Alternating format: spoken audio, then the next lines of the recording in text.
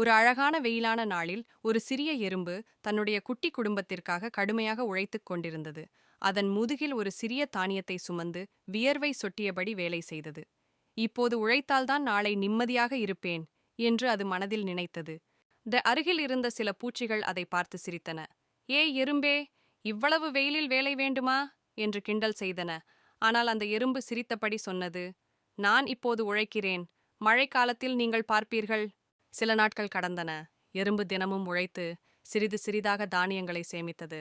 அதன் குட்டி வீடு முழுவதும் தானியங்களால் நிரம்பியது. அது பெருமையுடன் சொன்னது, இதுதான் உழைப்பின் பலன்.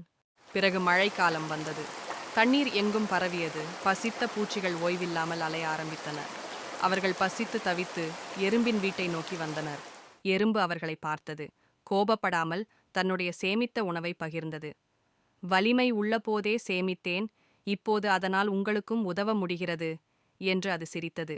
அப்போது எல்லோரும் ஒரு பாடம் கற்றுக்கொண்டனர். வலிமை உள்ளபோதே சேமிக்க பழகு. இதுபோன்ற அழகான நற்பண்பு கதைகளை தொடர்ந்து பார்க்க லைக் பண்ணுங்க, ஷேர் பண்ணுங்க, சப்ஸ்கிரைப் பண்ணுங்க. இது உங்கள் தூலியர் ஸ்டோரீஸ்.